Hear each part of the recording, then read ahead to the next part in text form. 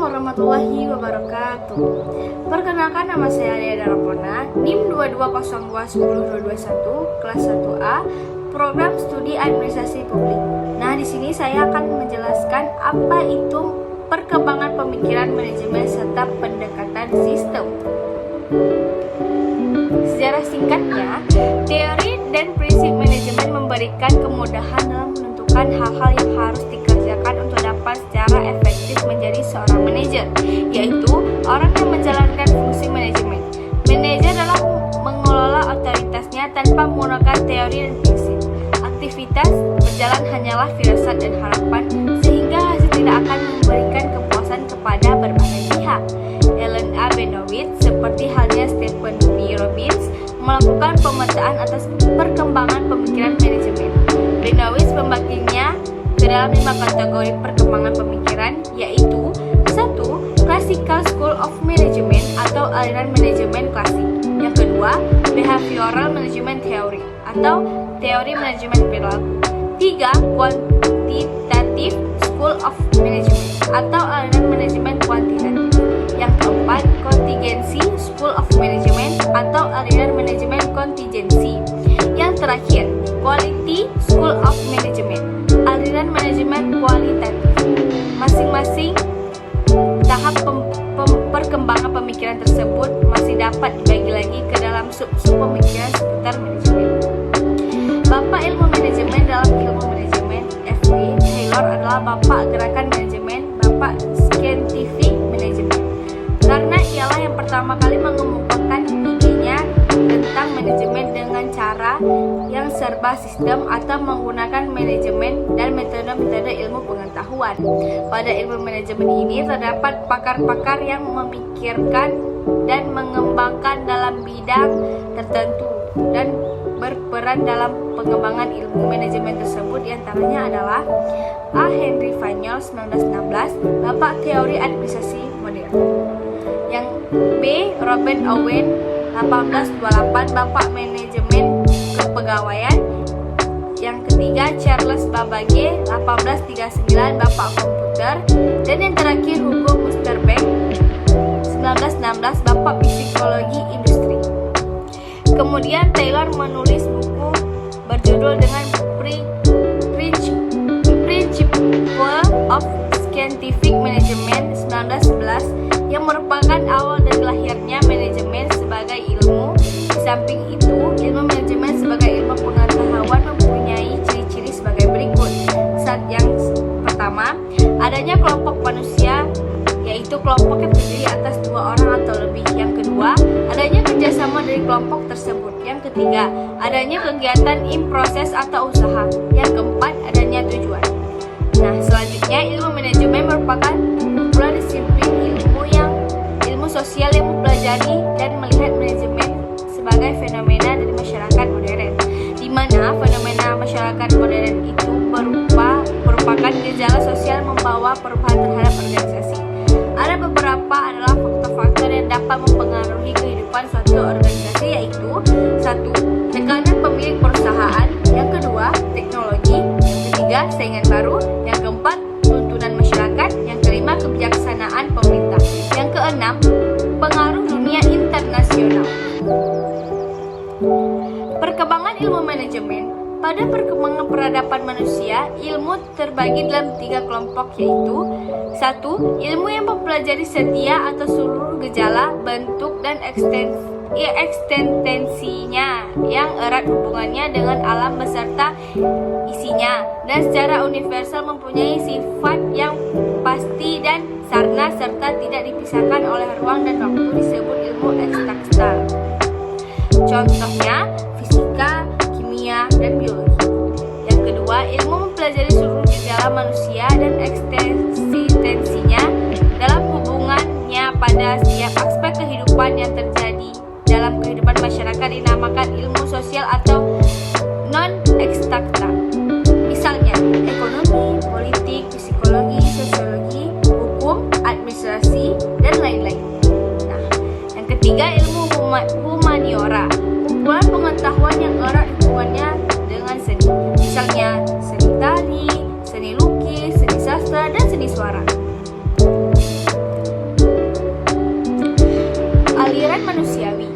pada tahap aliran perilaku atau hubungan manusiawi organisasi melihat pada hakikatnya adalah sumber daya manusia. Aliran ini memandang aliran klasik kurang lengkap karena terlihat kurang mampu mewujudkan efisiensi produk yang sempurna dengan keharmonisan di tempat kerja. Manusia dalam sebuah organisasi tidak terlalu dapat dengan mudah diramalkan perilakunya karena sering juga tidak rasional. Oleh sebab itu, para manajer perlu dibantu dalam menghadapi manusia melalui antara lain ilmu sosiologi dan psikologi. Ada 3 orang pelopor aliran perilaku, yaitu 1. Hugo Musterberg 1863-1916, yaitu Bapak Psikologi Industri. Sumbangannya yang terpenting adalah berupa pemanfaatan psikologi dalam mewujudkan tujuan-tujuan produktivitas sama seperti teori-teori manajemen lainnya. Buku Psikologi and Industrial Efficiency, ia memberikan 3 cara untuk meningkatkan produktivitas. A. Menempatkan seseorang pekerja terbaik yang paling sesuai dengan bidang pekerjaan yang akan dikerjakannya. Yang B. Menciptakan tata kerja yang terbaik dan yang memenuhi syarat-syarat psikologi untuk memaksimalkan produktivitas. Yang kedua, Elton Mayo 1880-1949. Gerakan memperkenalkan hubungannya yang diartikan sebagai satu gerakan yang memiliki hubungan timbal balik manajer bawahan sehingga mereka secara serasi mewujudkan kerjasama yang memuaskan dan tercipta semangat dan efisiensi kerja yang memuaskan. Di sini terlihat adanya peran-peran faktor-faktor sosial dan psikologis dalam memberikan dorongan kerja kepada karyawan. Satu hal yang menarik dari hasil percobaan Mayo dengan kawan-kawan adalah rangsangan uang tidak menyebabkan membaiknya produktivitas. Yang ketiga, William Auchi 1981. William Auchi dalam bukunya Teori The How America Business Can Make the Japanese Child G1881 memperkenalkan teori Z pada tahun 1981 untuk menggambarkan adaptasi Amerika atas perilaku organisasi Jepang. Teori beliau didasarkan pada perbandingan manajemen dalam organisasi. Jepang disebut tipe perusahaan Jepang dengan manajemen dalam perusahaan Amerika disebut perusahaan tipe Amerika. Berikutnya, aliran manajemen modern. Muncul aliran ini lebih kepada kuantitatif, merupakan gabungan dari operation, research, dan manajemen science. Pada aliran ini berkumpul para sarjana matematika, fisik, dan sarjana eksakta lainnya dalam memecahkan masalah-masalah yang lebih kompleks. Tim sarjana ini di Inggris, di Amerika Serikat sesudah Perang Dunia Kedua dikenal dengan sebutan OR-tema. Dan setelah peran dimanfaatkan dalam bidang industri, masalah-masalah ruwet yang memerlukan OR-team ini antara lain di bidang transportasi dan komunikasi. Kehadiran teknologi komputer membuat prosedur OR lebih diinformasikan menjadi aliran ilmu manajemen modern. Pengembangan model-model dalam memecahkan masalah-masalah manajemen yang kompleks. Adanya bantuan komputer, maka dapat memberi pemecahan masalah yang lebih berdasar rasional kepada para manajer dan membuat putusan-putusannya. Teknik-teknik ilmu manajemen ini membantu para manajer organisasi dalam berbagai kegiatan penting seperti dalam hal penganggaran modal, manajemen cash flow, penjadwalan produksi, strategi pengembangan produksi, perencanaan sumber daya manusia, dan sebagainya. Perkembangan teori manajemen. Proses perkembangan teori manajemen terus berkembang hingga saat ini yang dilihat dari 5 sisi, yaitu 1. Dominan, yaitu aliran yang muncul karena adanya aliran lain. Pengajian dari masing-masing aliran masih dirasakan bermanfaat bagi pengembangan teori manajemen. Yang kedua, divergensi, yaitu di mana ketiga aliran masing-masing berkembang sendiri-sendiri tanpa memanfaatkan pandangan aliran-aliran lainnya. Yang ketiga, konvergensi, yang menampilkan aliran dalam satu bentuk yang sama sehingga batas antara aliran aliran menjadi kabur. Perkembangan seperti inilah yang sudah terjadi sekalipun bentuk pengembangannya tidak seimbang karena masih terlihat bentuk dominan dari satu masa terhadap yang lainnya. Yang keempat, sintensi berupa pengembangan menyeluruhnya lebih bersifat integrasi dari aliran-aliran seperti yang kemudian tampil dalam pendekatan sistem dan kontingensi. Yang kelima, proliferasi merupakan bentuk perkembangan teori manajemen dengan munculnya teori-teori manajemen yang baru yang memusatkan perhatian kepada satu permasalahan manajemen tertentu. Kesimpulannya yang dapat diambil, ada beberapa alasan untuk mengetahui dan mempelajari perkembangan ilmu manajemen yang akan diuraikan di bawah ini, yaitu antara lain: 1.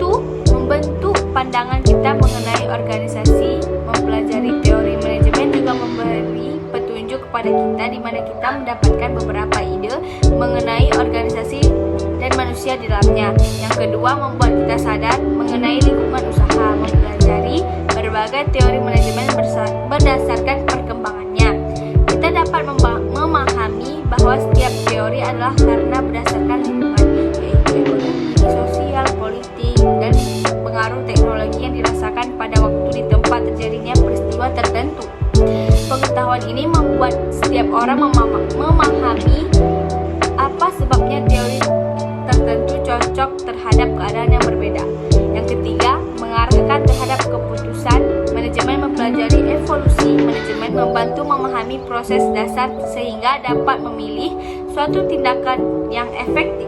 Pada hakikatnya, suatu teori merupakan asumsi-asumsi yang koheren atau logis untuk menjelaskan beberapa fakta yang diobservasi.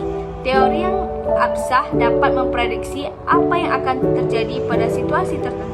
Dengan adanya pengetahuan ini, kita bisa menerapkan teori manajemen yang berbeda terhadap situasi yang berbeda.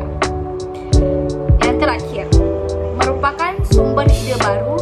Mempelajari perkembangan teori manajemen memungkinkan kita pada suatu kesempatan mengambil pandangan yang berbeda dari suatu